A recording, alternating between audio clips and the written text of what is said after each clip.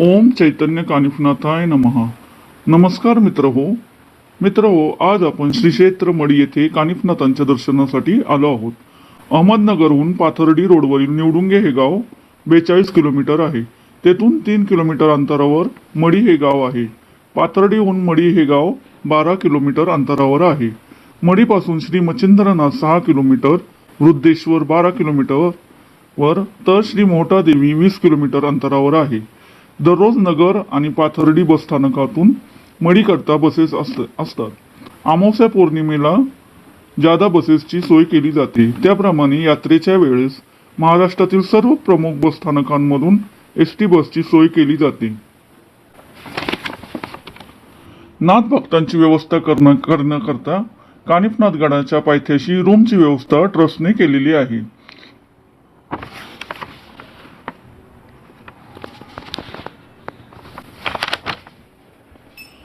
श्री नवनारायणांनी श्रीकृष्णाच्या आदेशाने वेगवेगळ्या नाथांच्या रूपाने अवतार घेतले. त्याचप्रमाणे श्री प्रबुद्ध नारायणांनी हिमालयातील एका हत्तीच्या कानामध्ये जन्म घेतला, म्हणून त्यांना कानिफनाथ हे नाव पडले. कानिफनाथांनी प्रदीर्घ नाथ संप्रदायाचे काम केले. धर्माचे संस्कृती रक्षण केले.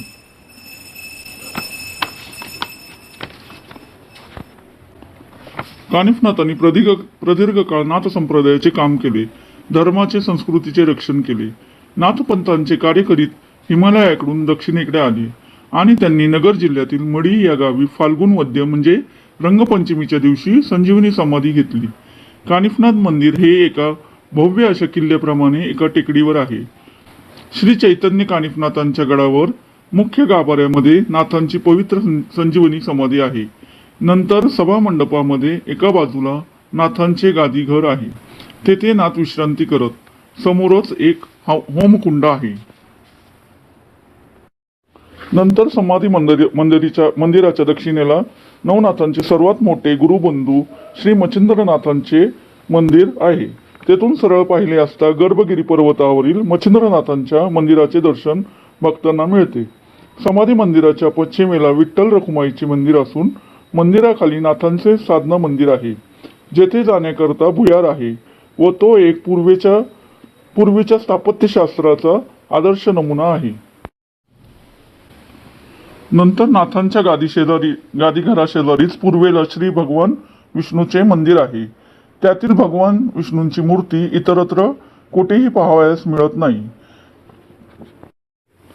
त्या साधना मंदिरामध्ये शिवलिंग व नंदी आहे व तेथे असलेल्या खिडकीमधून गार हवा येते व गावाची पश्चिमेकडील पाहणी करता येते. विठ्ठल मंदिराच्या उत्तरेला श्री नवनाथांचे मंदिर व पारायण ठिकाण आहे. समाधी मंदिराच्या उत्तरेला श्री भवानी मातेचे मंदिर असून तेथे डाळिंबाचे झाड आहे.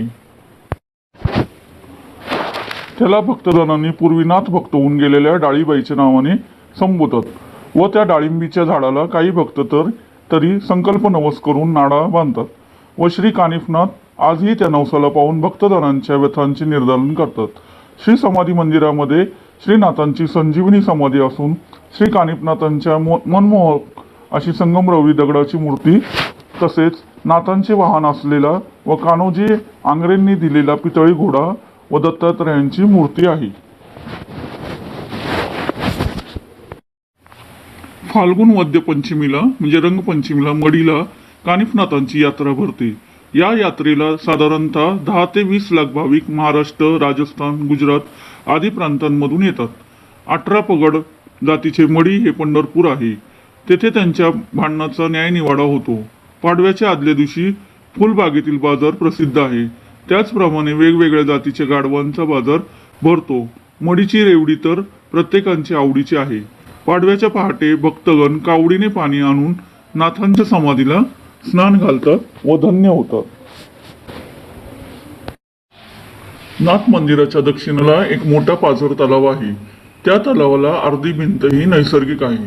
त्या भिंतीवर श्री आदिमाया तुळजापूरची भवानी माता यांचे मंदिर असून तेथे त्यांचे वास्तव्य आहे. या मंदिराच्या उत्तरेला श्री मच्छिंद्रनाथांचे छोटेसे मंदिर आहे. त्याला लहान मायबा या नावाने संबोधतात.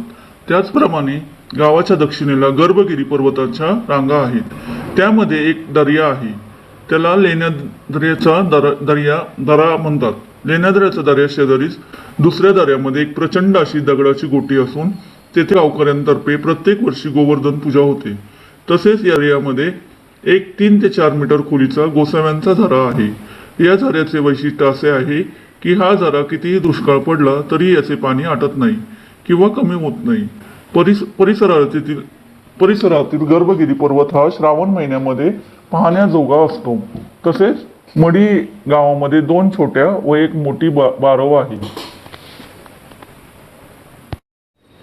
या मंदिराशेजारी श्री हनुमंतरायाची मूर्ती आहे. ती मूर्ती पाहून भक्तांनी प्रभू कार्य करण्यासाठी सदोदित दक्ष राहिले पाहिजे असा संदेश हनुमंतरायांची मूर्ती देते. तर मित्रहो, ही होती मडीबद्दल थोडीशी माहिती. ही माहिती मी तुम्हाला सांगण्याचा प्रयत्न केला आहे.